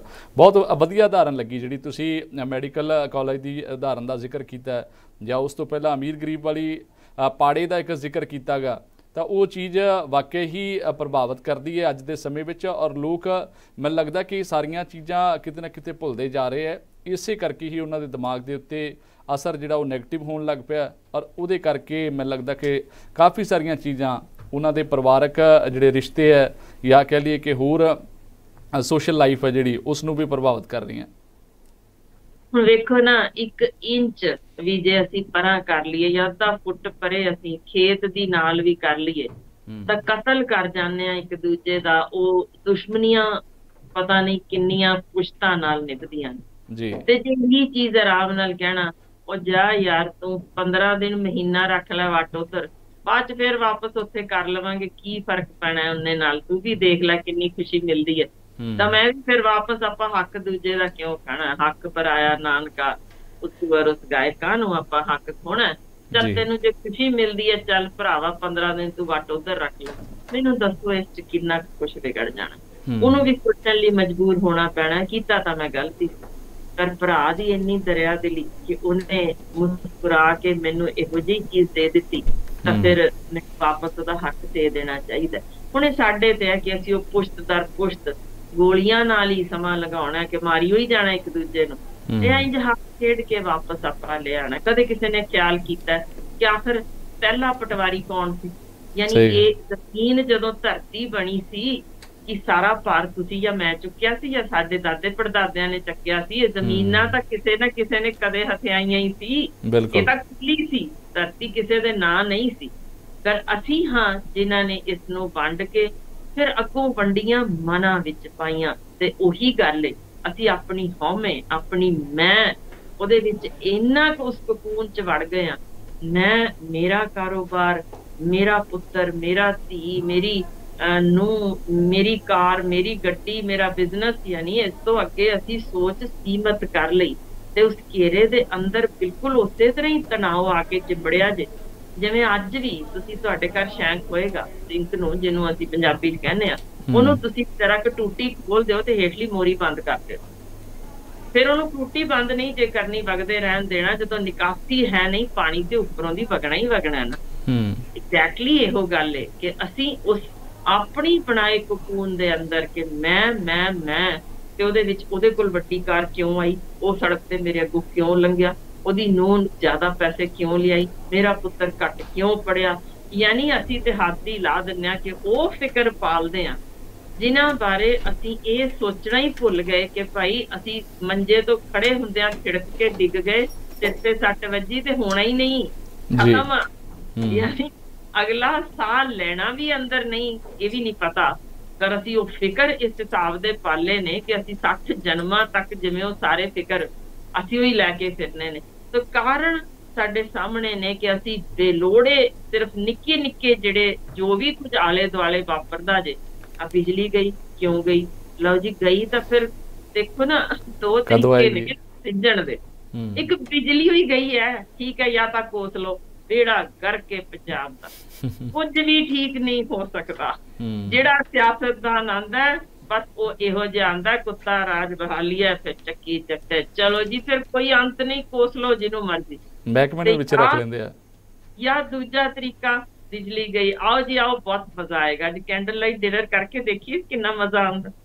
ਯਾਨੀ ਇੱਕੋ ਹੀ ਸਿਚੁਏਸ਼ਨ ਨੂੰ ਤੁਸੀਂ ਕਿਵੇਂ ਡੀਲ ਕਰਦੇ ਹੋ, ਉਹ ਤਰੀਕਾ ਜੇ। ਕਿ ਅੱਜ ਮੇਰੇ ਦੋਸਤ ਦਾ ਫੋਨ ਆਇਆ, ਯਾਰ ਕਮਾਲ ਹੀ ਇਹਨੇ 50 ਮਿੰਟ ਖਰਾਬ ਕਰਤੇ, ਮੈਂ ਇਹਨੇ ਕਿੰਨੇ ਹੀ ਪੈਸੇ ਕਮਾ ਲੈਣੇ। ਤੇ ਦੂਸਰੇ ਪਾਸੇ ਹੋ ਸਕਦਾ ਅਸੀਂ ਇਹ ਕਹਿਣਾ, ਸ਼ੁਕਰ ਏ ਇੰਨੀ ਦੇਰ ਅਸੀਂ ਚਿੰਤਾ ਰਹਿਤ ਹੋਏ, ਮਨ ਖੇੜੇ ਨਾਲ ਭਰਿਆ ਰਿਹਾ, ਤੇ ਮੈਂ ਘੱਟੋ ਘੱਟ 25 ਬਿਮਾਰੀਆਂ ਜਿਹੜੀਆਂ ਮੈਨੂੰ ਚਿੰਬੜਨੀਆਂ ਸੀ ਨਾ, ਉਹਨਾਂ ਦੇ ਬੀਜ ਇੱਥੇ ਬੋਲਣ ਹੀ ਨਹੀਂ ਦਿੱਤੇ। ਤਾਂ ਫਿਰ ਤੁਸੀਂ ਆਪ ਹੀ ਜੇ ਕਿ ਕਿਸ ਤਰੀਕੇ, ਕਿਸ ਸਿਚੁਏਸ਼ਨ ਨੂੰ ਕਿਵੇਂ ਡੀਲ ਕਰਨਾ ਜੇ। ਤਣਾਅ ਅਸੀਂ ਆਪਣੇ ਅੰਦਰ ਆਪ ਲਿਆਉਂਦੇ ਹਾਂ। ਯਾਨੀ ਕਹਿਣ ਦਾ ਭਾਵ ਇਹ ਹੈ, ਕਿਸੇ ਨੇ ਟੀਕਾ ਲਾ ਕੇ ਸਾਡੇ ਅੰਦਰ ਨਹੀਂ ਵਾੜਨਾ, ਪਰ 77%। ਤੇ ਫਿਰ ਦੂਜੇ ਪਾਸੇ ਜਿਹੜਾ ਹੁਣ ਜੋ ਇਹਨਾਂ ਨੇ ਕੈਲਕੂਲੇਸ਼ਨ ਕੀਤੀ ਹੈ ਕਿ ਜਿਹੜੇ ਸਗੋਂ ਪੜ੍ਹੇ ਲਿਖੇ ਰੱਜੇ ਪੁੱਜੇ ਨੇ, ਗਿਣਤੀ ਹੌਲੀ ਹੌਲੀ 5 ਸਾਲਾਂ ਵਿੱਚ 92% ਪਹੁੰਚ ਜਾਣੀ ਜੇ। ਤਾਂ ਫਿਰ ਇਹੋ ਜਿਹੇ ਰੱਜੇ ਪੁੱਜਿਆਂ ਤੋਂ ਕੀ ਲੈਣਾ। 20 ਸਾਲ ਉਮਰ ਛੋਟੀ ਕਰਕੇ 40-45 ਵਰਿਆਂ ਦੀ ਉਮਰ ਤੇ ਤੁਸੀਂ ਦੇਖ ਰਹੇ ਹੋ ਹਾਰਟ ਅਟੈਕ ਨਾਲ, ਜਿਨ੍ਹਾਂ ਨੇ ਕੁਝ ਵੀ ਕਹਿੰਦੇ ਨੇ, ਨਾ ਸ਼ਰਾਬ ਪੀਤੀ, ਨਾ ਬੀੜੀ ਪੀਤੀ, ਨਾ ਸਿਗਰਟ ਪੀਤੀ, ਨਾ ਕੋਈ ਬਿਮਾਰੀ, ਜਿਮ ਜਾਂਦਾ ਚੰਗਾ ਭਲਾ, ਤੇ ਆ ਲਓ ਜੀ ਸੁੱਤਾ ਉੱਠਿਆ ਹੀ ਨਹੀਂ। ਤਾਂ ਕਾਰਨ ਇਹ ਕਿ ਅਸੀਂ ਜ਼ਿੰਦਗੀ ਆਪਣੀ 20 ਤੋਂ 30 ਸਾਲ ਛੋਟੀ ਕਰ ਰਹੇ ਹਾਂ ਤਣਾਅ ਦੇ ਨਾਲ, ਕਿ ਅਸੀਂ ਇੱਕੋ ਦਿਨ ਹੀ ਸਾਰਾ ਕੰਮ ਮੁਕਾ ਲੈਣਾ। ਉਹ ਭਾਈ ਸਿਸਟਮੈਟਿਕ ਕਰ ਲਓ, ਅੱਧਾ ਕੱਲ ਕਰ ਲਓ, ਜੀ ਤਾਂ ਲਓ। ਜ਼ਿੰਦਗੀ ਨਹੀਂ ਜੀਣਾ ਚਾਹੁੰਦੇ, ਬਸ ਕੰਮ ਦੇ ਵਿੱਚ ਇੱਕ ਘੜੀ ਬਣ ਜਾਣਾ ਚਾਹੁੰਦੇ ਆ। ਤਾਂ ਤਣਾਅ ਤਾਂ ਸਾਨੂੰ ਚਿੰਬੜੇਗਾ, ਪਰ ਲੱਛਣ ਮੇਰਾ ਖਿਆਲ ਕਹੋ ਤਾਂ ਦੱਸ ਦਈਏ। ਬਿਲਕੁਲ ਜੀ, ਲੱਛਣ ਦੱਸਣੇ ਬਹੁਤ ਜ਼ਰੂਰੀ ਆ। ਔਰ ਜਿਹੜੀ ਗੱਲ ਆਪਾਂ ਹੁਣ ਡਿਪਰੈਸ਼ਨ ਵਾਲੀ ਕੀਤੀ, ਮੈਨੂੰ ਲੱਗਦਾ ਕਿ ਬਹੁਤ ਸਾਰੇ ਲੋਕਾਂ ਨੂੰ ਇਹ ਛੋਟੀਆਂ ਛੋਟੀਆਂ ਗੱਲਾਂ ਸਮਝ ਕੇ ਹੀ ਬੜਾ ਫਾਇਦਾ ਮਿਲ ਜਾਣਾਗਾ। ਔਰ ਜਦੋਂ ਆਪਾਂ ਲੱਛਣ ਦੱਸਣੇ ਆ, ਕਿਉਂਕਿ ਮੈਨੂੰ ਨਹੀਂ ਲੱਗਦਾ ਕਿ ਜ਼ਿਆਦਾਤਰ ਲੋਕਾਂ ਨੂੰ ਇਹ ਪਤਾ ਵੀ ਹੋਣਾ ਕਿ ਅਸੀਂ ਵਾਕਈ ਡਿਪਰੈਸ਼ਨ ਦੇ ਸ਼ਿਕਾਰ ਹੋ ਚੁੱਕੇ ਹਾਂ। ਇਹ ਜਿਹੜੇ ਸਾਡੇ ਸਰੀਰ ਦੇ ਵਿੱਚ ਤਰੁੱਟੀਆਂ ਆ ਰਹੀਆਂ ਨੇ, ਕਮੀਆਂ ਪੇਸ਼ੀਆਂ ਆ ਰਹੀਆਂ ਨੇ, ਜਾਂ ਸਾਡਾ ਮਨ ਚਿੜਚਿੜਾ ਹੋ ਰਿਹਾ, ਅਸੀਂ ਹਰੇਕ ਨਾਲ ਖਾਣ ਨੂੰ ਪੈਂਦੇ ਹਾਂ, ਤਾਂ ਉਹ ਸਾਰੀਆਂ ਚੀਜ਼ਾਂ ਮੈਨੂੰ ਲੱਗਦਾ ਕਿ ਇਹਨਾਂ ਚੀਜ਼ਾਂ ਦੇ ਵਿੱਚੋਂ ਕਲੀਅਰ ਹੋ ਜਾਣਗੀਆਂ। ਆਪਾਂ ਜ਼ਰੂਰ ਲੱਛਣ ਇਹਦੇ ਕੀ ਹੁੰਦੇ ਆ, ਤਾਂ ਜੋ ਲੋਕਾਂ ਨੂੰ ਵੀ ਪਤਾ ਲੱਗ ਸਕੇ ਕਿ ਜੇ ਕਿਸੇ ਨਾਲ ਉਹ ਚੀਜ਼ ਵਾਪਰ ਰਹੀ ਹੈ, ਤੇ ਘੱਟੋ ਘੱਟ ਉਹਦਾ ਉਹ ਹੱਲ ਲੱਭ ਲਵੇ, ਕਿਉਂਕਿ ਅੱਗੇ ਚੱਲ ਕੇ ਆਪਾਂ ਉਹਦਾ ਹੱਲ ਦਾ ਵੀ ਜ਼ਿਕਰ ਕਰਨਾ ਜੀ। ਬਿਲਕੁਲ, ਦੇਖੋ ਪਹਿਲੀ ਚੀਜ਼ ਅਸੀਂ ਕਹਿੰਦੇ ਹਾਂ ਕਿ ਬੱਚਿਆਂ ਨੂੰ ਇਹ ਨਹੀਂ ਹੁੰਦੀ, ਉਹਦੇ ਬੜੇ ਬੜੇ ਅਹਿਮ ਕਾਰਨ। ਦੇਖੋ ਤੁਸੀਂ ਬੱਚੇ ਦੇ ਸਾਹਮਣੇ ਨਾ 2 ਨਿੱਛਾਂ ਮਾਰ ਦਿਓ, ਤੇ ਉਹ ਆਪਣੀ ਛੋਟੀ ਜਿਹੀ ਕੁਰਸੀ ਤੇ ਨਾ ਬੈਠਾ ਬੈਠਾ ਲੋਟ ਪੋਟ ਹੋ ਕੇ ਖਿੜਖਿੜਾ ਕੇ ਨਾ ਡਿੱਗੀ ਜਾਏਗਾ। ਉਹਨੂੰ ਦੇਖ ਕੇ ਤੁਸੀਂ ਆਪ ਭਾਵੇਂ ਲਗਾਤਾਰ 10 ਮਿੰਟ ਹੱਸਦੇ ਰਹੋ, ਪਰ ਉਹ ਬੱਚਾ ਨਿੱਕੀ ਨਿੱਕੀ ਚੀਜ਼ ਚੋਂ ਖੁਸ਼ੀ ਆਪੇ ਹੀ ਲੱਭ ਲੈਂਦਾ, ਕਿਲਕਾਰੀ ਮਾਰ ਲੈਂਦਾ, ਤੇ ਉਹ ਇਸ ਤਰੀਕੇ ਬੇਖੌਫ ਹੱਸਦਾ ਕਿ ਤੁਸੀਂ ਜਾਂ ਮੈਂ ਹੱਸਣ ਲੱਗ ਜਾਈਏ ਨਾ, ਲੋਕ ਕਹਿਣਗੇ ਮੈਂਟਲ ਹਸਪੀਟਲ ਭੇਜੋ ਜੀ, ਹੱਸ ਕਿਉਂ। ਸਭ ਤੋਂ ਅਹਿਮ ਹੱਸਣਾ ਭੁੱਲ ਚੁੱਕਿਆ। ਦੇਖੋ ਨਾ ਕਿੰਨੀ ਖੁਸ਼ੀ ਦੀ ਗੱਲ ਹੈ, ਸਾਡੇ ਬੱਚੇ ਦੀ ਪਹਿਲੀ ਦੰਦੀ ਨਿਕਲੀ, ਸਾਡੇ ਬੱਚੇ ਨੇ ਪਹਿਲਾ ਕਦਮ ਪੁੱਟਿਆ। ਅੱਜ ਮੇਰੇ ਹੀ ਬੱਚੇ ਨੇ ਮੈਨੂੰ ਪਹਿਲੀ ਗਲਵਕੜੀ ਪਾਈ। ਕਿੰਨੀ ਖੁਸ਼ੀ ਦੀਆਂ ਨਿੱਕੀਆਂ ਨਿੱਕੀਆਂ ਚੀਜ਼ਾਂ ਨੇ ਜਿਹੜੀਆਂ ਅਸੀਂ ਭੁੱਲ ਹੀ ਜਾਂਦੇ ਹਾਂ, ਤੇ ਉਹਨਾਂ ਨੂੰ ਰੈਸੀਪ੍ਰੋਕੇਟ ਨਹੀਂ ਕਰਦੇ, ਉਹਨੂੰ ਮਾਣਦੇ ਨਹੀਂ, ਤੇ ਫਿਰ ਨਤੀਜਾ ਇਹ ਹੁੰਦਾ ਜੇ ਕਿ ਅਸੀਂ ਉਸ ਸਮੇਂ ਦੀ ਉਹੀ ਟੈਨਸ਼ਨ, ਮੈਨੂੰ ਉਹਨੇ ਅੱਜ ਉੱਚਾ ਕਿਹਾ ਕਿਵੇਂ, ਮੈਂ ਦੇਖ ਲੂੰਗਾ, ਉਹਨੇ ਇਹ ਕਿਉਂ ਕੀਤਾ, ਮੈਂ ਵੇਖਦਾ, ਇਸ ਥਾਂ ਤੇ ਮੈਨੂੰ ਨੁਕਸਾਨ ਕਰਾਇਆ, ਮੈਂ ਹੁਣੇ ਦੇਖਦਾ ਉਹਦਾ ਕਿਵੇਂ ਕਰਨਾ। ਯਾਨੀ ਅਗਲੇ ਦੇ ਨੁਕਸਾਨ ਕਰਨ ਤੋਂ ਪਹਿਲਾਂ ਅਸੀਂ ਆਪਣੇ ਸਰੀਰ ਦਾ ਨੁਕਸਾਨ ਜਿਹੜਾ ਕਰਦੇ ਹਾਂ ਉਹ ਸਾਨੂੰ ਦਿਸਦਾ ਹੀ ਨਹੀਂ ਕਿ ਭਾਈ ਫਲਾਣੇ ਦੇ ਨੁਕਸਾਨ ਕਰਨ ਤੋਂ ਪਹਿਲਾਂ ਅਸੀਂ ਆਪਣੀ ਜ਼ਿੰਦਗੀ, ਜੇ ਉਹਦੀ 10 ਸਾਲ ਛੋਟੀ ਕਰਨੀ ਹੈ ਤਾਂ 20 ਸਾਲ ਅਸੀਂ ਆਪਣੀ ਛੋਟੀ ਕਰ ਰਹੇ ਹਾਂ। ਸੋ ਇਹ ਚੀਜ਼ ਖਿਆਲ ਦੀ ਰੱਖਣ ਦੀ ਲੋੜ ਹੈ ਕਿ ਖਿੜਖਿੜਾ ਕੇ ਹੱਸਣਾ ਜ਼ਰੂਰ ਹੈ। ਸੋ ਜੇ ਆਪਾਂ ਆਪਣੇ ਲੱਛਣ ਲੱਭਣੇ, ਪਹਿਲੀ ਚੀਜ਼ ਕੀ ਅਸੀਂ ਕੁਐਸਚਨੇਅਰ ਹੈ, ਆਪਣੇ ਆਪ ਹੀ ਗਿਣਿਓ ਤੇ ਆਪਣੇ ਨੰਬਰ ਆਪਣੇ ਆਪ ਹੀ ਦੇਣਾ, ਸਮਝ ਆ ਜਾਏਗੀ ਕਿ ਮੈਂ ਤਣਾਅ ਅਧੀਨ ਹਾਂ ਕਿ ਨਹੀਂ, ਕਿ ਮੈਂ ਸਾਰੇ ਦਿਨ ਵਿੱਚ ਕਿੰਨੀ ਕੁ ਵਾਰ ਖਿੜਖਿੜਾ ਕੇ ਹੱਸੇ, ਕਿ ਮੈਂ ਅੱਜ ਸਾਰੇ ਦਿਨ। ਮੈਂ ਚਾਹਾਂਗੀ ਤੁਸੀਂ ਇਹ ਕੁਐਸਚਨੇਅਰ ਲਿਖ ਲਓ ਤੇ ਉਹਦੇ ਨੰਬਰ ਦੇਈ ਜਾਣਾ, ਹਰ ਇੱਕ ਨੂੰ ਇੱਕ ਨੰਬਰ ਤੇ ਉਹਦੇ ਅੱਗੇ ਆਪਣਾ 1 ਜਾਂ 0 ਜੋ ਵੀ ਦੇਣਾ ਦੇ ਦਿਓ। ਤੇ ਦੂਜਾ, ਕਿ ਮੈਂ ਅੱਜ ਕਿਸੇ ਹੋਰ ਦੇ ਚਿਹਰੇ ਤੇ ਮੁਸਕਾਨ ਲਿਆਉਣ ਦਾ ਕਾਰਨ ਬਣ ਸਕਿਆ। ਤੀਜੀ, ਕਿ ਮੈਂ ਲਾਲ ਬੱਤੀ ਤੇ ਖੜਾ ਹੋਇਆ ਤਾਂ ਮੈਨੂੰ ਹਾਰਨ ਮਾਰਨ ਦੀ ਲੋੜ ਤਾਂ ਨਹੀਂ ਪਈ, ਜਾਂ ਮੈਂ ਕਾਲਾ ਤਾਂ ਨਹੀਂ ਪਿਆ, ਉਹ ਚੱਲ ਓਏ ਨਿਕਲ ਵੀ ਜਲਦੀ ਕਰ, ਕੀ ਕੋਈ ਇਹੋ ਜਿਹੀ ਮਹਿਸੂਸ ਤਾਂ ਨਹੀਂ ਹੋਈ, ਕੋਈ ਮੈਨੂੰ ਗਾਲ ਕੱਢਣ ਦੀ ਲੋੜ ਤਾਂ ਨਹੀਂ ਉਸ ਸਮੇਂ ਮਹਿਸੂਸ ਹੋਈ, ਫਲਾਣਾ ਛੇਤੀ ਚੱਲ ਰਿਹਾ, ਫਲਾਣਾ ਤੇਜ਼ ਚੱਲ ਰਿਹਾ। ਯਾਨੀ ਹਰ ਚੀਜ਼ ਤੇ ਮੈਂ ਕੋਈ ਕਮੈਂਟਸ ਤਾਂ ਨਹੀਂ ਕੱਸ ਰਿਹਾ ਕਿ ਜਦੋਂ ਮੈਨੂੰ ਕਿਸੇ ਵੀ ਥਾਂ ਤੋਂ ਕੁਝ ਬੋਲਿਆ ਜਾਂਦਾ ਮੈਂ ਹਮੇਸ਼ਾ ਰਿਐਕਟ ਕਰਦਾ ਕਿ ਵਾਪਸ ਕਿ ਹਾਂ ਇਹ ਕਿਉਂ ਹੈ, ਇਹ ਕਿਸ ਤਰ੍ਹਾਂ ਹੈ, ਇਹ ਕਿਵੇਂ ਬੈਠਾ ਹੈ, ਜਾਂ ਕਿ ਮੇਰੇ, ਯਾਨੀ ਇਹ ਅਲੱਗ-ਅਲੱਗ ਕੁਐਸਚਨਸ ਨੇ ਕਿ ਮੈਨੂੰ ਹਮੇਸ਼ਾ ਕੋਈ ਮਨ ਅੰਦਰ ਉਤੇਜਨਾ ਰਹਿੰਦੀ ਹੈ ਕਿ ਮੈਂ ਦੂਜੇ ਤੇ ਕੁਛ ਨਾ ਕੁਛ ਵੀ, ਉਹਦੀ ਜੁੱਤੀ ਅੱਜ ਦੇਖੋ ਸਾਫ਼ ਪਾਲਿਸ਼ ਨਹੀਂ ਹੋਈ, ਉਹਦੇ ਕੋਟ ਦਾ ਇੱਕ ਬਟਨ ਟੁੱਟਣ ਵਾਲਾ ਜੇ, ਜਾਂ ਉਹਦੀ ਕਾਰ ਦਾ ਸ਼ੀਸ਼ਾ ਦੇਖੋ ਅੱਜ ਸਾਫ਼ ਨਹੀਂ ਹੋ ਕੇ ਆਇਆ। ਯਾਨੀ ਮੈਂ ਹੋਰਨਾਂ ਦੀ ਨੁਕਸ ਕੱਢਣ ਵਿੱਚ ਆਪਣੀ ਜ਼ਿੰਦਗੀ ਜ਼ਿਆਦਾ ਲਾ ਰਿਹਾ, ਉਹਦੇ 'ਚ ਇਹ ਨੁਕਸ ਹੈ, ਉਹਦੇ ਵਿੱਚ ਇਹ, ਉਹਦੇ ਘਰ ਵਿੱਚ ਇਹ ਹੈ, ਜਾਂ ਮੈਂ ਦੂਜਿਆਂ ਦੀਆਂ ਊਣਤਾਈਆਂ ਕੱਢ ਕੇ ਹੋਰਨਾਂ ਨੂੰ ਸੁਣਾਉਣ 'ਚ ਵਕਤ ਜ਼ਾਇਆ ਕਰ ਰਿਹਾ। ਅੱਜ ਯਾਰ ਤੈਨੂੰ ਪਤਾ ਨਾਲ ਦੇ ਘਰ ਲੜਾਈ ਹੋਈ, ਕਿਆ ਕਮਾਲ ਦੀ ਲੜਾਈ ਸੀ, ਕਿਆ ਜੁੰਡੇ ਪੱਟੇ ਗਏ, ਬਸ ਯਾਨੀ ਮੈਂ ਅੱਗੇ ਕੀ ਉਹ ਕਨਵੇ ਕੀਤਾ। ਕੀ ਮੈਂ ਦੋਸਤਾਂ ਨਾਲ ਬੈਠ ਕੇ ਕੁਝ ਸਮੇਂ ਲਈ ਮੋਬਾਈਲ ਆਪਣਾ ਭੁੱਲ ਗਿਆ ਜਾਂ ਸਾਇਲੈਂਟ ਕੀਤਾ ਕਿ ਮੈਂ ਉਹ ਸਮਾਂ ਆਪਣੇ ਦੋਸਤਾਂ ਨਾਲ ਕੁਝ ਪੁਰਾਣੀਆਂ ਯਾਦਾਂ ਵਿੱਚ, ਕੁਝ ਖਿੜਖਿੜਾ ਕੇ ਹੱਸਣ ਵਿੱਚ, ਕੋਈ ਮਨ ਅੰਦਰ ਜੋ ਵਲਵਲੇ ਸਨ ਕੱਢਣ ਵਿੱਚ, ਜਾਂ ਤਣਾਅ ਜੋ ਮਨ ਅੰਦਰ ਭਰਿਆ ਸੀ ਸਾਰਾ ਦਿਨ ਦਾ, ਉਹ ਛੱਡ ਸਕਿਆ ਜਾਂ ਨਹੀਂ। ਕੀ ਮੈਂ ਕੰਮ ਤੋਂ ਵਾਪਸ ਆ ਕੇ ਤਣਾਅ ਮਹਿਸੂਸ ਕਰਦਾ, ਯਾਨੀ ਮੈਨੂੰ ਥਕਾਵਟ ਮਹਿਸੂਸ ਹੁੰਦਾ ਵੀ ਮੈਂ ਕੰਮ ਤੋਂ ਵਾਪਸ ਆਇਆ, ਥੱਕ ਗਿਆ, ਪਈ ਪਰੇ ਹੋਵੋ, ਮੈਨੂੰ ਤਾਂ ਲੈਟਣ ਦਿਓ, ਮੈਨੂੰ ਬੈਠਣ ਦਿਓ, ਜਲਦੀ ਚਾਹ ਲਿਆਓ, ਕਾਫੀ ਲਿਆਓ, ਸਿਰ ਪੜਦਾ ਪਿਆ। ਤੁਸੀਂ ਡਿਪਰੈਸ਼ਨ ਦੇ ਇਹਦੇ ਵਿੱਚ 4 ਨੰਬਰ ਜੇ ਇਸ ਕੁਐਸਚਨ ਦੇ, ਯਾਨੀ 4 ਤੋਂ 0 ਦੇਣਾ ਪਏਗਾ ਤਾਂ ਸਮਝ ਰਹੇ ਹੋ, ਮਤਲਬ ਕਿ ਤੁਸੀਂ 4 ਤੋਂ 4 ਲੈ ਰਹੇ ਹੋ ਜਾਂ 0, ਇਹ ਤੁਹਾਡੇ ਤੇ ਹੈ ਕਿ ਤਣਾਅ ਕਿਸ ਹਿਸਾਬ ਦਾ ਸਹੇੜ ਚੁੱਕੇ ਹੋ। ਕਿ ਨੀਂਦਰ ਰੋਜ਼ 8 ਘੰਟੇ ਪੂਰੀ ਕਰ ਰਹੇ ਜਾਂ ਨਹੀਂ। ਜੇ ਪੂਰੀ 8 ਘੰਟੇ ਨਹੀਂ ਕਰ ਰਹੇ ਤਾਂ ਮਤਲਬ ਇਹ ਤਣਾਅ ਤੁਹਾਨੂੰ ਜਕੜ ਚੁੱਕਿਆ। ਕੀ ਤੁਸੀਂ ਸੁੱਤੇ ਉੱਠੇ ਆਪਣੇ ਆਪ ਨੂੰ ਫਰੈਸ਼ ਮਹਿਸੂਸ ਕਰਦੇ ਹੋ ਜਾਂ ਨਹੀਂ, ਜਾਂ ਲੱਗਦਾ ਹੈ ਕਿ ਅਜੇ ਵੀ ਸਿਰ ਭਾਰਾ ਹੈ, ਥਕੇਵਾਂ ਜਿਹਾ। ਫਿਰ ਤੁਹਾਨੂੰ ਕੰਮ ਤੇ ਜਾਣ ਲੱਗਿਆ ਕੁਝ ਬੋਝ ਮਹਿਸੂਸ ਹੁੰਦਾ, ਓਹੋ 2 ਮਿੰਟ ਰਹਿ ਗਏ, ਜਲਦੀ ਕਰੋ, ਛੇਤੀ ਕਰੋ, ਕੀ ਗੱਲ ਹੈ, ਸਾਰੀ ਇਸੇ ਥਾਂ ਤੇ ਹੁੰਦੀ ਹੈ, ਜਲਦੀ ਜਲਦੀ ਜਲਦੀ, ਯਾਨੀ ਇਹ ਕਿਆ ਕਰਨਾ ਪੈਂਦਾ। ਜਾਂ ਤੁਸੀਂ ਉਸ ਤੁਰਨ ਲੱਗਿਆ ਕਿ ਆਪਣੇ ਛੋਟੇ ਘਰ 'ਚ ਬਾਲ ਬੈਠੇ ਨੂੰ ਇੰਨਾ ਕੁ ਸਕਿੰਟਾਂ ਦਾ ਸਮਾਂ ਕੱਢਿਆ ਕਿ ਉਹਨੂੰ ਜੱਫੀ ਵਿੱਚ ਲਓ, ਉਹਨੂੰ ਚੁੰਮੋ, ਉਹਨੂੰ ਪੁੱਛ ਲਓ ਬੇਟਾ ਤੇਰਾ ਹੋਮਵਰਕ ਹੋਇਆ ਨਹੀਂ, ਤੇਰਾ ਕੰਮ ਸਾਰਾ ਹੋਇਆ, ਕੁਛ ਰਹਿੰਦਾ ਤਾਂ ਨਹੀਂ, ਕੋਈ ਲੋੜ ਤਾਂ ਨਹੀਂ। ਘੜੀ ਦੇਖ ਲਿਓ, ਇਸ ਚੀਜ਼ ਨੂੰ 10 ਸੈਕਿੰਡ ਤੋਂ ਉੱਪਰ ਨਹੀਂ ਲੱਗਣੇ।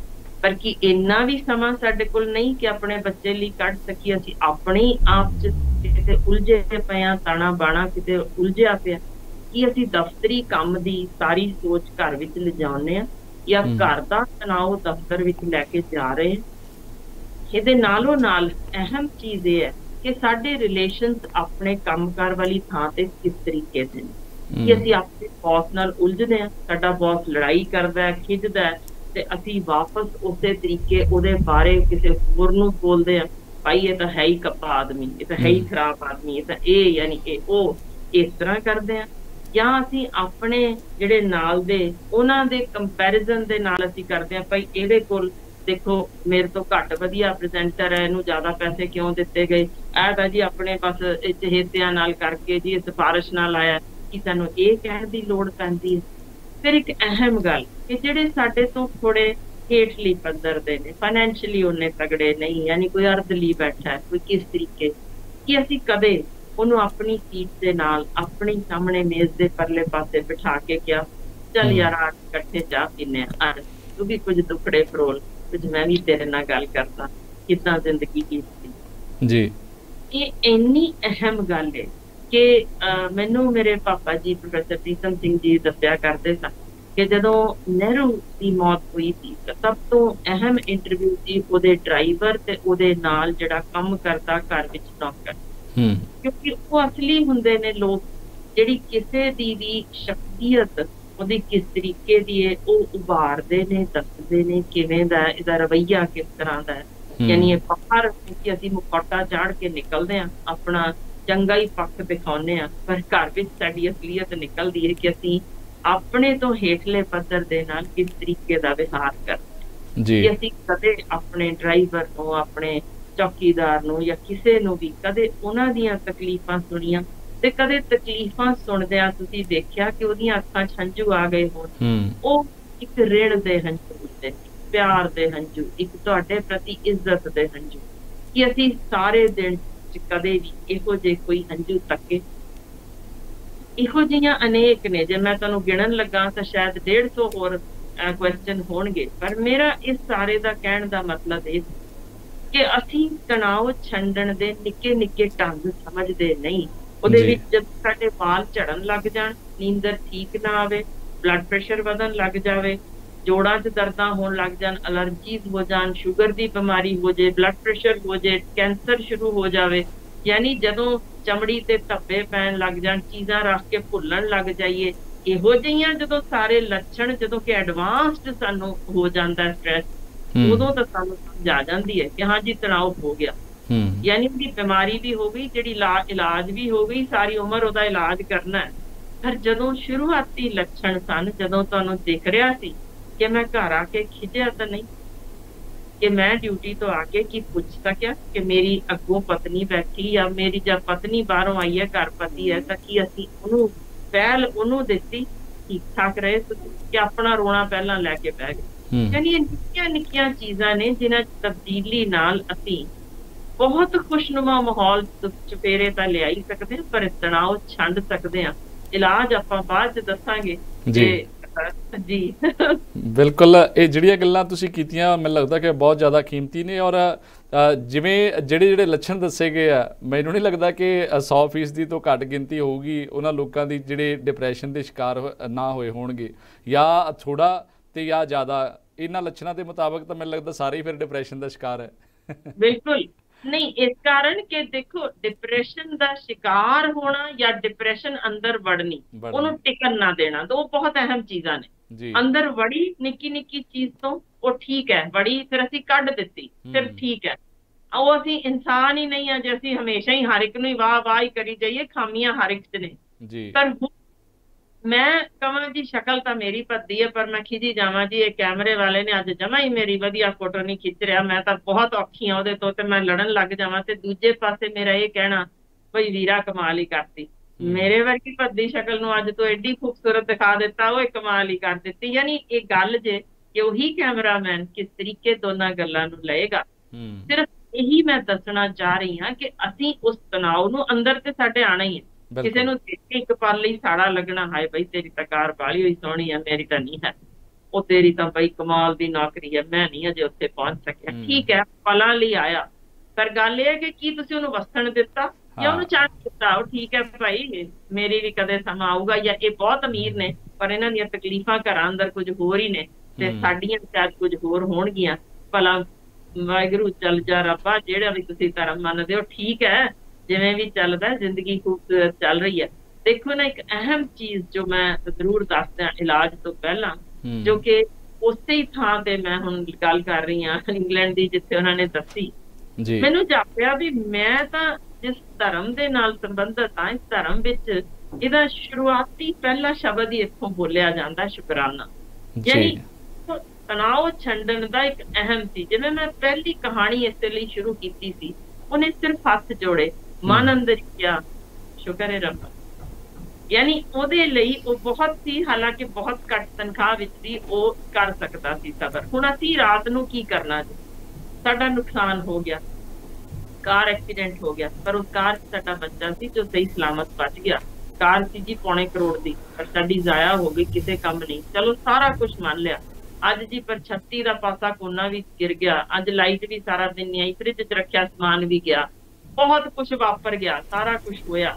ਪਰ ਰਾਤ ਨੂੰ ਸੌਣ ਲੱਗਿਆ ਸਾਡੇ ਹੱਥ ਹੈ, ਇਹਨੂੰ ਦੋ ਤਰੀਕੇ ਲੈ ਸਕਦੇ ਆ। ਇੱਕ ਕੋਸਣਾ, ਹੱਦ ਦੀ ਹੋ ਗਈ, ਸਾਰਾ ਮੇਰੇ ਨਾਲ ਹੀ ਕਿਉਂ ਮਾੜਾ ਹੁੰਦਾ, ਰੱਬ ਨੇ ਖਾਸ ਦੁਸ਼ਮਣੀ ਮੇਰੇ ਨਾਲ ਹੀ ਪਾਲੀ ਹੋਈ ਆ, ਹੋਰ ਸਭ ਨੂੰ ਛੱਡਿਆ ਪਿਆ। ਜਾਂ ਦੂਸਰੀ ਗੱਲ, ਹੇ ਰੱਬਾ ਸ਼ੁਕਰ ਹੈ ਇਹਨਾਂ 4 ਪਹਿਰਾਂ ਦੇ ਜੋ ਅੱਜ ਰਾਤ ਦੇ ਅੱਜ ਦਿਨ ਦੇ ਲੰਘੇ ਨੇ, ਅੱਜ ਖਰੇ ਲੱਖਾਂ ਮੋਏ ਨੇ, ਤੇ ਲੱਖਾਂ ਜੇ ਸਨ ਜਿਨ੍ਹਾਂ ਦੇ ਵਿੱਚ ਸ਼ਾਇਦ ਨਜ਼ਰ ਨਾ ਬਚੀ ਹੋਵੇ, ਕਈ ਅਪੰਗ ਹੋ ਗਏ, ਤੇ ਕੁਝ ਅਜਿਹੇ ਨੇ ਜਿਹੜੇ ਜ਼ਿੰਦਗੀ ਭਰ ਸੁਣ ਨਹੀਂ ਸਕਦੇ, ਕੁਝ ਅਜਿਹੇ ਸਨ ਜਿਨ੍ਹਾਂ ਦਾ ਲਾਡਲਾ ਪੁੱਤਰ ਅੱਜ ਹਮੇਸ਼ਾ ਲਈ ਅਲਵਿਦਾ ਕਹਿ ਗਿਆ ਇਸ ਦੁਨੀਆ ਨੂੰ, ਕੁਝ ਅਜਿਹੇ ਵੀ ਸਨ ਜਿਨ੍ਹਾਂ ਦੇ ਆਪਣਾ ਪਾਸਾ ਲਕਵਾ ਮਾਰਿਆ ਪਿਆ, ਸਾਰੀ ਉਮਰ ਮੰਜੇ ਤੇ ਅੱਡੀਆਂ ਰਗੜਨੀ। ਸ਼ੁਕਰ ਹੈ ਰੱਬਾ ਇਹ ਸਾਰਿਆਂ ਤੋਂ ਮੈਂ ਬਚਿਆ ਹੈ। ਬਿਲਕੁਲ ਇੰਝ ਹੀ ਸਵੇਰੇ ਉੱਠ ਕੇ ਸ਼ੁਕਰ ਹੈ, ਯਾਨੀ ਪਹਿਲੀ ਚੀਜ਼ ਇਹ ਕਹਿਣੀ ਕਿ ਹਾਂਜੀ ਆ ਗਈ ਸਵੇਰ, ਹੁਣ ਦੇਖਦਾ ਮੈਂ ਤੈਨੂੰ ਕਿਵੇਂ ਕਰਨਾ ਦੀ ਥਾਂ ਤੇ ਸ਼ੁਕਰ ਹੈ ਰੱਬਾ ਮੈਂ ਉੱਠਿਆ ਤੇ ਮੇਰੇ ਅੰਗ ਚੱਲਦੇ ਪਏ, ਸਾਰੇ ਸਾਕ ਨੇ, ਤੁਰ ਫਿਰ ਚੱਕ ਰਿਆਂ, ਕਮਾ ਸਕਾਂਗਾ, ਅੱਖਾਂ ਵੇਖਦੀਆਂ ਨੇ, ਕੰਨ ਸੁਣਦੇ ਨੇ, ਤੇ ਮੈਂ ਕਿਸੇ ਦਾ ਭਲਾ ਕਰਨ ਯੋਗ ਆ, ਹੱਥ ਅੱਡਣਾ ਨਹੀਂ ਬਲਕਿ ਮੈਂ ਦੇਣ ਯੋਗ ਬਣ ਗਿਆ। ਇਸ ਤੋਂ ਵੱਡੀ ਕਿਸੇ ਨੂੰ ਕੀ ਦੱਸੋ ਨਿਆਮਤ ਮਿਲ ਸਕਦੀ ਹੈ। ਸੋ ਪਹਿਲਾ ਇਲਾਜ ਦਾ ਢੰਗ ਇਹੋ ਹੈ ਕਿ ਸ਼ੁਕਰਾਨਾ ਕਰਨਾ। ਸ਼ੁਕਰ ਕਰਨਾ ਜਿਸ ਦਿਨ ਅਸੀਂ ਸਿੱਖ ਗਏ, ਇਹ ਉਸੇ ਦਿਨ ਕਮਾਲ ਵਾਪਰਨਾ ਸ਼ੁਰੂ ਹੋ ਜਾਣਾ, ਸਾਡਾ ਅੱਧਾ ਤਣਾਅ ਉਸੇ ਦਿਨ ਛੱਡਿਆ ਜਾਣਾ। ਐਂਡ ਮੈਂ ਸ਼ੁਕਰਾਨੇ ਦੀ ਤੁਹਾਨੂੰ ਇੱਕ ਖੋਜ ਭਰਪੂਰ ਗੱਲ ਦੱਸ ਦਿੰਨੀ ਹਾਂ ਜੀ। ਕੈਂਸਰ ਦੇ ਲਾਸਟ ਸਟੇਜ ਦੇ ਉੱਤੇ ਜਾਣੇ ਜਿਹੜੇ ਮਰੀਜ਼ ਸਨ, ਉਹਨਾਂ ਨੂੰ 2 ਹਿੱਸਿਆਂ ਵਿੱਚ ਵੰਡ ਦਿੱਤਾ ਗਿਆ।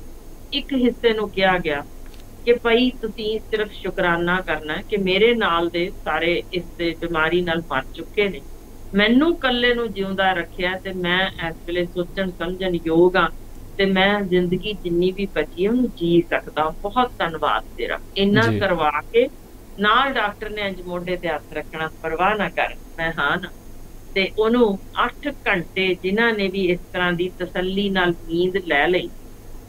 ਜਤਿੰਦਰ ਜੀ ਖੋਜਾਂ ਨੇ, ਮੇਰੀ ਆਪਣੀ ਬਣਾਈ ਕਹਾਣੀ ਨਹੀਂ ਹੈ, ਖੋਜਾਂ ਨੇ ਦੱਸਿਆ ਕਿ ਜਿਹੜਾ ਇੱਕ ਗਰੁੱਪ ਜਿਸਨੂੰ ਇਹ ਨਹੀਂ ਸੀ ਕਿਹਾ ਗਿਆ ਵੀ ਸ਼ੁਕਰਾਨਾ ਕਰਨਾ, ਜਾਂ ਉਹਨੂੰ ਹਿੰਮਤ ਮਿਲਣੀ ਕਿ ਸ਼ਾਹ ਕੋਈ ਨਾ ਪਰਵਾਹ ਨਾ ਕਰ ਮੈਂ ਹਾਂ, ਜਾਂ 8 ਘੰਟੇ ਉਹਨੇ ਨੀਂਦ ਪੂਰੀ ਨਹੀਂ ਸੀ ਲਈ ਤਣਾਅ ਅਧੀਨ, ਉਹ ਸਾਰੇ ਦੇ ਸਾਰੇ 4 ਮਹੀਨੇ ਦੀ ਉਮਰ ਪੂਰੀ ਨਹੀਂ ਕਰ ਸਕਦੇ। ਪਰ ਜਿਨ੍ਹਾਂ ਨੂੰ ਇਹ ਸਾਰੇ ਦੂਜੇ ਗਰੁੱਪ ਦੇ ਸਨ, ਸਟੱਡੀ ਪਬਲਿਸ਼ ਹੋਈ ਹੈ, ਮੈਂ ਚਾਹਾਂਗੀ ਸਗੋਂ ਜਿਹੜੇ ਸਾਡਾ ਪ੍ਰੋਗਰਾਮ ਦੇਖ ਰਹੇ ਨੇ ਪੜ੍ਹਨ ਜ਼ਰੂਰ। ਤੇ ਉਸ ਸਟੱਡੀ ਦੇ ਵਿੱਚ ਇਹ ਵੇਖਣ ਵਿੱਚ ਆਇਆ ਕਿ ਇੱਕ ਵੀ ਮਰੀਜ਼ ਲਾਸਟ ਸਟੇਜ ਕੈਂਸਰ ਇੱਕੋ ਬਰਾਬਰ ਦਾ ਸੀ, ਇਲਾਜ ਇੱਕੋ ਬਰਾਬਰ ਦਾ ਸੀ, ਸਭ ਕੁਝ ਬਰਾਬਰ ਦਾ ਸੀ, ਪਰ ਉਹਨਾਂ ਵਿੱਚ ਜਿਹੜੇ ਇਸ ਤਣਾਅ ਨੂੰ ਛੱਡ ਸਕੇ ਸਨ, ਲਾਸਟ ਸਟੇਜ ਕੈਂਸਰ ਹੋਣ ਦੇ ਬਾਵਜੂਦ ਜ਼ਿੰਦਗੀ ਜਿਉਣਾ ਚਾਹੁੰਦੇ ਸਨ, ਉਹਨਾਂ ਦੇ ਵਿੱਚ ਕਿਸੇ ਇੱਕ ਦੀ ਵੀ 9 ਮਹੀਨੇ ਤੱਕ ਮੌਤ ਨਹੀਂ ਸੀ ਹੋਈ। ਜਿਹੜੀ ਪਹਿਲੀ ਮੌਤ ਹੋਈ 9 ਮਹੀਨੇ, ਦੂਜੀ 2 ਸਾਲ ਬਾਅਦ, ਤੇ ਉਹਨਾਂ ਵਿੱਚੋਂ ਜੋ ਰਿਕਾਰਡ ਜਿਸ ਕਾਰਨ ਇਹ ਖੋਜ ਛਪੀ ਹੋਈ ਸੀ ਕਿ ਉਹਨਾਂ ਚੋਂ ਇੱਕ ਬੰਦਾ 10 ਸਾਲ ਤੱਕ ਜਿੰਦਾ ਰਹਿ ਗਿਆ ਜੀ।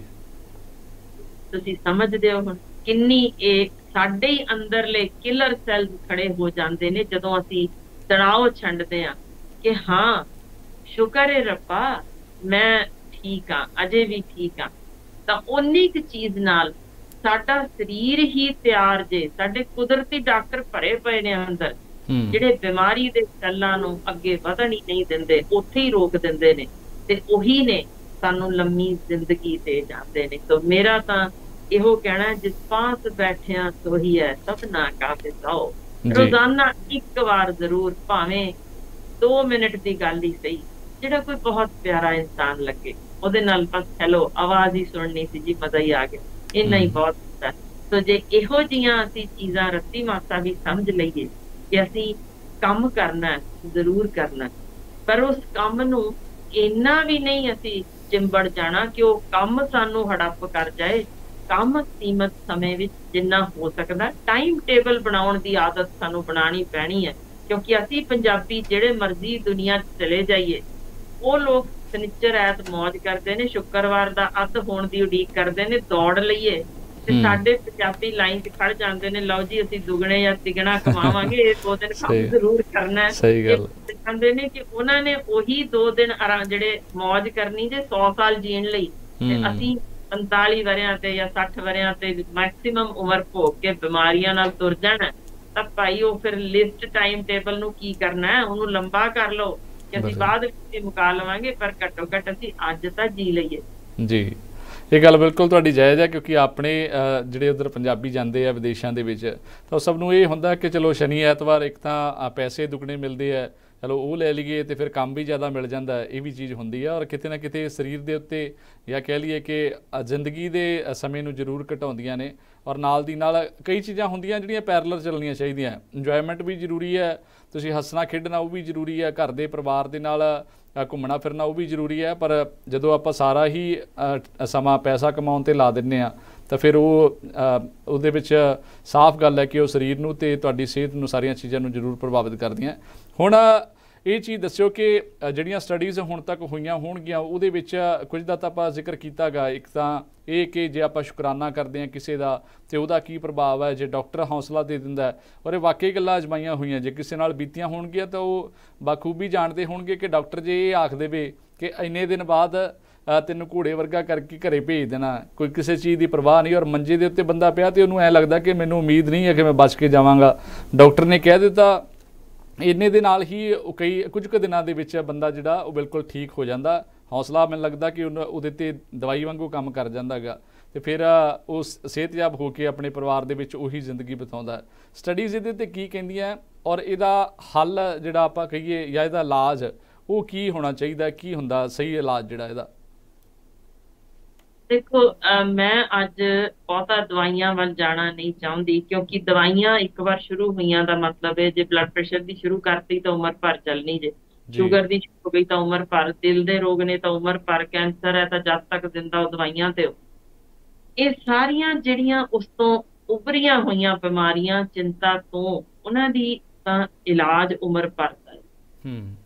ਪਰ ਜਿਵੇਂ prevention is better than cure ਦੀ ਗੱਲ ਜੇ, ਸੋ ਇਸੇ ਕਾਰਨ ਇੱਕ ਵਾਰ ਹੋ ਗਏ ਰੋਗ ਤਾਂ ਤੁਸੀਂ ਇਲਾਜ ਕਰਵਾਉਣਾ ਹੀ ਹੈ। ਪਰ ਜੇ ਅਜੇ ਚਿੰਤਾ ਰੋਗਾਂ ਵਿੱਚ ਨਹੀਂ ਕਨਵਰਟ ਹੋਈ, ਤਬਦੀਲ ਨਹੀਂ ਹੋਈ, ਤਾਂ ਫਿਰ ਉਹਨਾਂ ਚੋਂ ਕੁਝ ਚੀਜ਼ਾਂ ਅਜੇ ਵੀ ਤੁਸੀਂ ਬਹੁਤ, ਯਾਨੀ ਤੁਸੀਂ ਪ੍ਰੀ ਡਾਇਬਟਿਕ ਹੋ, ਤੁਹਾਨੂੰ ਅਜੇ ਡਾਇਬਟੀਜ਼ ਹੋਈ ਨਹੀਂ, ਤਾਂ ਤੁਸੀਂ ਉਸ ਤੋਂ ਬਚ ਸਕਦੇ ਹੋ। ਚੀਜ਼ਾਂ ਸਿਰਫ ਪਹਿਲੀ ਚੀਜ਼ ਜਿਵੇਂ ਮੈਂ ਦੱਸਿਆ ਸੀ ਸ਼ੁਕਰਾਨਾ, ਦੂਜੀ ਚੀਜ਼ ਹੁੰਦੀ ਜੇ ਫॉरगिवनेस, ਖਿਮਾ, ਕਿ ਉਹਨੇ ਕੀਤਾ ਚੱਲ ਯਾਰ ਕੋਈ ਨਾ, ਪਰ ਸਾਡੇ ਦਿਮਾਗ ਨੂੰ ਇਹਨੂੰ ਟ੍ਰੇਨ ਕਰਨਾ ਪੈਂਦਾ, ਨਹੀਂ ਤਾਂ ਅਸੀਂ ਕਰ ਨਹੀਂ। ਉਹਨੇ ਸਾਡੇ ਬਾਰੇ ਇੱਕ ਮਾੜਾ ਸ਼ਬਦ ਕਿਹਾ, ਭਾਈ ਇਸ ਜਨਮ ਕੀ 10 ਜਨਮ ਤੱਕ ਹੁਣ ਮੈਂ ਦੁਸ਼ਮਣੀ ਪਾਲਾਂ। ਇਹ ਸਾਡੀ ਸੋਚ ਹੈ, ਕੀ ਕਰੀਏ ਕਿ ਅਸੀਂ ਖਿਮਾ ਕਰਨਾ ਜਾਣਦੇ ਨਹੀਂ, ਪਰ ਜਿਹੜਾ ਖਿਮਾ ਕਰਨ ਵਾਲਾ ਜੇ ਉਹਦਾ ਹੱਥ ਹਮੇਸ਼ਾ ਉੱਚਾ ਹੁੰਦਾ।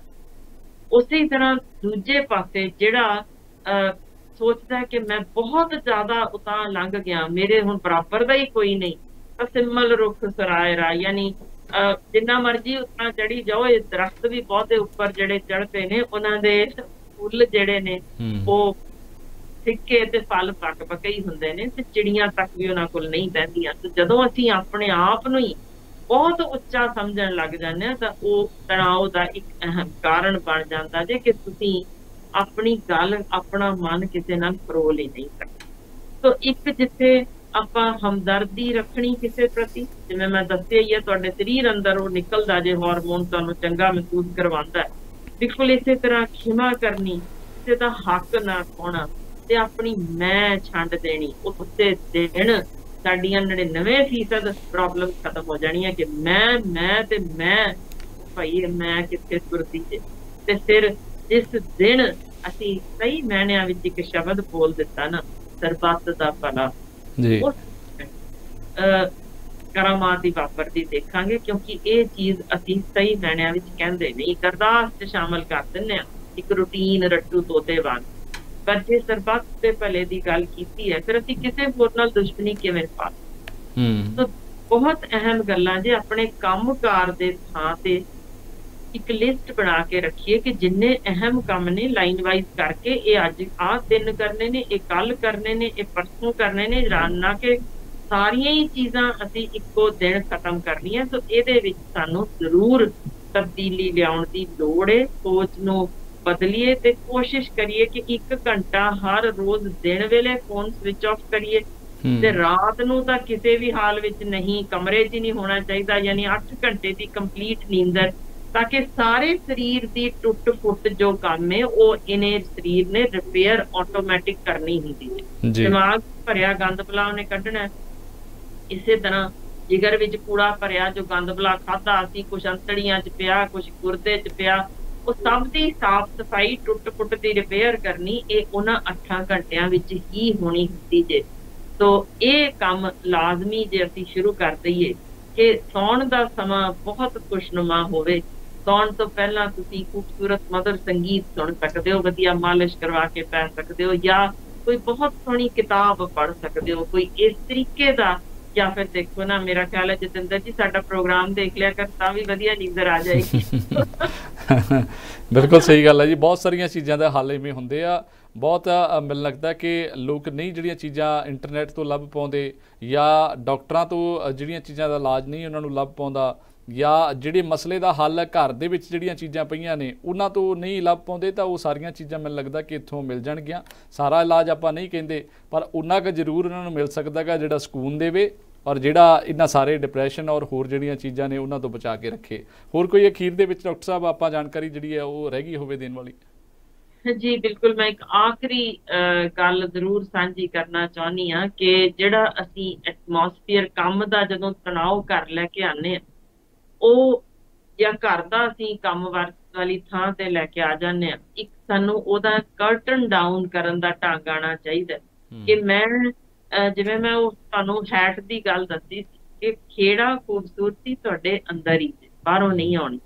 ਕਿੰਨਾ ਵੀ ਕੋਈ ਬਦਸੂਰਤ ਚਿਹਰਾ ਹੋਏ, ਜੇ ਚਿਹਰੇ ਤੇ ਮੁਸਕਾਨ ਹੋਏ ਉਹ ਬੜਾ ਖਿੱਚ ਪਾਉਂਦਾ ਜੇ, ਤੇ ਦੂਜੇ ਪਾਸੇ ਕਿੰਨਾ ਹੀ ਕੋਈ ਖੂਬਸੂਰਤ ਚਿਹਰਾ ਹੋਏ, ਤਿਉੜੀਆਂ ਦਾ ਭਰਿਆ ਖਿੱਚਦਾ, ਤੇ ਉਹਦੇ ਮੂੰਹੋਂ ਕੁਛ ਨਾ ਕੁਛ ਬੋਲ ਨਿਕਲਦੇ ਹੋਣ, ਤਾਂ ਤੁਸੀਂ ਦੂਜੀ ਵਾਰ ਤੱਕਣਾ ਨਹੀਂ ਚਾਹੋਗੇ। ਸੋ ਸ਼ਖਸੀਅਤ ਕਿਰਦਾਰ ਸਾਡੇ ਅਜਿਹੇ ਹੋਣੇ ਚਾਹੀਦੇ ਨੇ ਕਿ ਲੋਕ ਸਾਡੇ ਕੋਲੋਂ ਲੰਘਣ ਲੱਗਿਆ ਨੱਕ ਤੇ ਰੁਮਾਲ ਰੱਖ ਕੇ ਨਾ ਲੰਘਣ।